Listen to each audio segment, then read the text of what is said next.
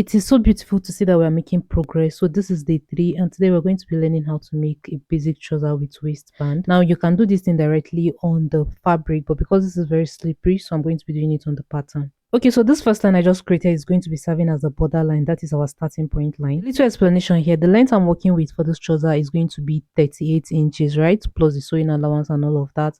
Now I'm going to be drafting it on this pattern paper, but I'm just going to be using whatever I have here on this pattern. I have 22 inches if I minus my waistband. So when I'm transferring it direct to fabric, I'm going to extend the length of the trouser. When we're cutting it, you're going to see what I'm trying to explain. Okay, so I'm using -2, that's for the waistband. So I'm going to place it on that border line. Now I'm going to measure whatever I have on this pattern. Now I have 22 inches here. So basically, I'm just going to be using the whole of this 22 inches. That's going to serve as my basic. So basically this is just going to serve as the length. So when we're transferring to fabric, we'll extend the actual length. However, understand that whatever I am doing on this pattern, you can do it directly on the fabric. Okay, so starting this tutorial, the first thing I'm going to do, placing my tape on -2 inches, is to mark my vertical measurements. Now I'm doing to my hip line, which is 9 inches, to my crotch depth, which is 11.5, and of course the full length I'm using for this pattern, 22 inches. Now for this tutorial, to get my crotch length, what I did is to divide my hip measurements by 4, and then I added 1 inch to it. And also note that I said for this tutorial. Okay, so now after getting my vertical measurements, now I'm going to go ahead to mark my horizontal measurements. Now I'll divide my hip measurements by 4 plus 1 inch for ease allowance. I'll mark the same thing on the crotch and on the waistline and connect it with a line. And now to get my crotch extension for the front, I'm going to be dividing my round hip measurements by 20. Whatever I get, I'll mark it starting from that line. So mine is 2 inches. That is exactly what I just marked here. Now on the hip line, I'll be going out by 0.25.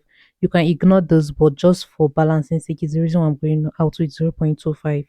Now from the waistline, I'll go in with half an inch. Now I'll connect it up this way to meet that half an inch. And this is the point where I will tell you to subscribe, to like, to comment, and to share this video. Now from that waistline inward, you're going to divide your round waist measurements by 4 and then add like 2 inches or 3 inches allowance. Or basically from that starting point line, you can just go in with like 1 inch or 0.75. Since it's going to be an elastic, there's not going to be zip on those trousers, so it needs to be free to pass your hip freely. Now the next thing you want to do is to mark 0.5 inches upward. After that, connect it straight to your hip line to create your hip curve. And from the center front here, you go down by 0.5 inches to create a slant so you have a very balanced fit after sewing. Now with a straight line, connect it upward to that 0.5 inches you marked earlier. And now to get an accurate knee line, you're going to divide your crotch into 2 and get a midpoint. Now you're going to mark it. Whatever you get there, you're going to be marking the same thing on the knee here. That's like our full length. Now I'm going to use my pencil to create a faint line. Now divide your round knee measurements by 2 and go ahead to carefully distribute it equally on the knee line. Let's say mine is 24 inches divided by 2 is going to give us 12. So I'm going to be marking 12 here, making sure each side is 6 inches, 6 inches. Okay, so if that part is well understood, the next thing you want to do is to use our curve roller to connect it up to the crotch length and then do the same thing for the hip side, just the way I am showing you in this video. Now this is all for the front. Like I said, you can do this thing directly on your fabric, but I am doing it on this pattern because this is tutorial and I want you to understand very well, and at the same time I don't want to be struggling with the fabric while I am explaining. Okay, sorry I had to fast forward the cutting part, but basically just follow the same process and cut out yours.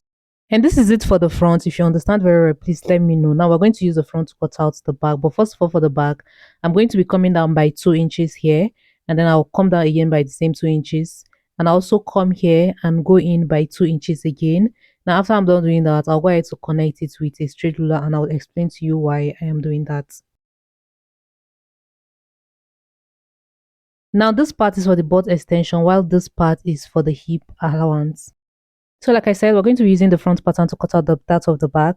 Now this part I am about to mark is this part I just marked right now is going to be touching this red line here.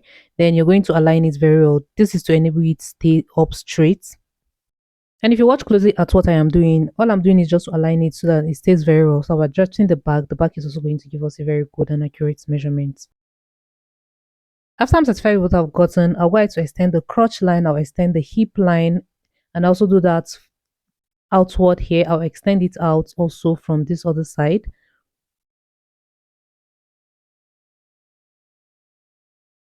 Okay, so now for this method, from the waistline here, I'll be going in by 2 inches.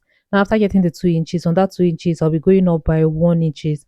Now you can do 1.5 if you have a bigger butt, but 1 inches is still okay. So now go ahead to take your tape and measure whatever you have for the front pattern on the waistline. And then from that 2 inches you went in, go ahead to mark the same thing for the back waistline. Or basically the 2 inches you went in with, just go ahead and mark it outward here. It's still going to give you the same results. And now from that 1 inch extension, go ahead and connect the back waistline. Now from the front crotch line, go inward by 1 inches. Now from that 1 inches, divide your round hip measurement by 10 to get your back crotch extension. Then you go ahead to connect it with a curve to this. Which now before we connect that curve there, the same 2 inches I went out on the waistline, I'm going to be doing the same thing on the hip line and on the crotch length. Then for the length here, I'll go out by 1 inches, and then here I'll do half an inch. Then I'll go ahead to connect this side to the back crotch length upward. I'll extend the line here at the lower part, and I'll also connect the hip line for the back part, creating a very perfect hip curve. Now after taking it out, I'll go ahead, I'll use a dash line to create a perfect curve. Now understand that you can use your curve ruler to do this, but starting with your free hand gives you that perfect curve you're looking for. And this is me indicating this is the back pattern. Now here I wasn't okay with the curve, so I was using my free hand to adjust it to my preference. Basically, I'll go ahead to cut it out. Now after cutting it out, I'm going to go ahead again to introduce the front to the back part. Now after introducing it, I use the front to measure and to be sure that the front and the back hip line are also the same thing and I got the same measurement. After that, I still used the front pattern to reshape the back.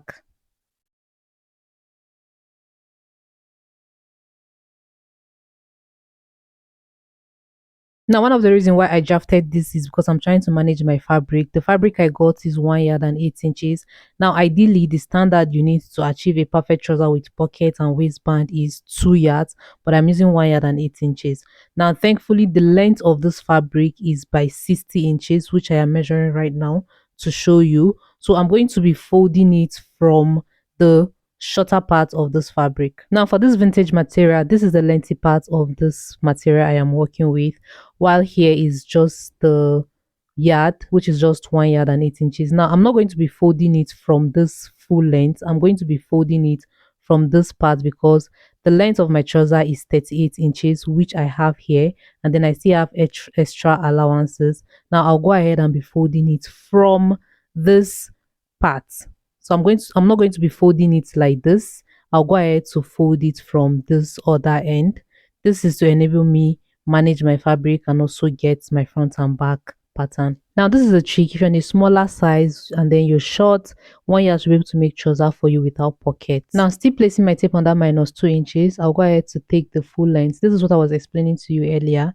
Now I'll just go ahead to take my full length, which I am using 38 inches, and then I added extra 4 inches allowance to it. Now I'll go ahead to cut it out. Okay, see the way I am cutting it out, just following the direction of the pattern paper there. Then I'll go ahead to trace out the exact same thing because I already added sewing allowance while I was drafting it. Now I am basically done with that of the front. The same thing I did for the front is what I'm going to be doing for the back part as well. Now I'm going to insert my pattern and then -2 inches. I'll go ahead to get my full length. Or basically we use 22 inches for the pattern. Now place your tape on that 22 inches to get your full length including your sewing allowance. This part makes it more easier. Now this is what we have, and then we'll go straight into the sewing. Mind you, there are other methods on how to cut and sew a trouser, which I'll be showing you definitely, but for now, let's stick with this method. So I'll go to my weaving machine and weave this. Now this is it after I was done weaving the front and also the back. Now I'll place it right side facing each other, take it to my sewing machine and stitch the crotch for the back and do the same thing for the front. Okay, so I want you to understand that ironing is very important. Okay, so this is it after I was done sewing it, and then I made sure to iron it very well, and it is very relaxed. I did the same thing for the front part as well. Now moving forward, I'm going to bring the back part and then place the front on it, right side facing each other, and then I'll take it to my sewing machine, and then I'm going to sew with the sewing allowance I added. Now you can do half an inch. This is a free trouser, so measurement is not required. Now after sewing the hip part, I'm going to bring the crotch part, join both of them together, and then I'll stitch it from one end to the other end, and I'll do the same thing on the other side. So now a little gist, when it comes to sewing trouser, the drafting could take time, but when it comes to sewing it, you can finish it in less than 20-30 minutes. So as you can see, I already shaped the two sides and also stitched the crotch part, that is the inner thigh. Now the next thing I'll be doing is to measure the round waist so that we'll be able to cut out the waistband, the elastic, and also stitch it. Now I'll open it up this way, and then with my tape rule, I'm going to measure it to the other end. Now remember, this is on fold, so when you're cutting your waistband should also be on fold. Okay, so for me, I got 20 inches, so I'm going to be cutting 20 and half. Approximately the half inches is what I'm going to be using to stitch the band into one piece. Okay, so this is the band I'll be working with. I have some stitches here. Remember, the fabric I used was small, reason why it is like this. Now the elastic I'll be using is 2 inches. Now I'll fold it this way, and I have two and half. Now the half inch is what we're going to be using to join it to the waistband. Okay, so now the next thing I'll do is to confirm my band measurement. And now remember, the measurement we got from the waist is 20. So I'm going to measure the same thing with extra allowance for stitching. So I'll stitch here close. Now the elastic I'll be using is this 2 inches elastic. Now I minus 2 inches from my actual round waist measurement. Now after I was done stitching it, I'll fold it in this way. And now for the elastic too, I'll go ahead and top stitch here. Now this is the upper part of the elastic. Now I'll take my chalk and mark an arrow to indicate the curvy part. Now this part I'm marking is where, that is the part that is going to be going into the waistband this way. Now I'll take it to my sewing machine, and then I'm going to be stitching it by the side. I'll make sure I don't stitch on the elastic.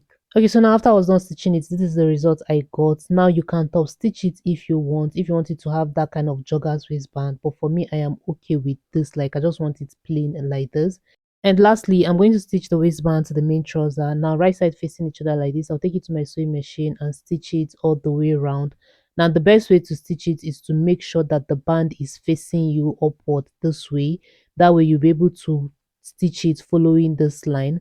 Now take it to your sewing machine and stretch only the band. Okay, just make sure the band is the only thing you're stretching, and then stitch.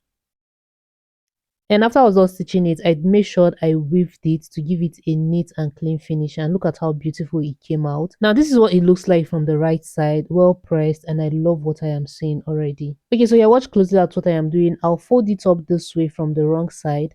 Now I'll make sure it is sitting well. Now I'll place my ruler from that starting point to take my actual full length measurement plus the allowance I want. If there is any excess, I'll go ahead to trim it out. Now the length and the allowance I want to be using is 41 inches. Now I'll just go ahead to mark it out, and then I'll cut out the excess I have there. Now I'll go ahead and hem it, and basically this trouser is ready. You did an amazing job for watching to this very end. Just to let you know, I'll see you guys tomorrow for another amazing tutorial. Understand that this trouser is a must try.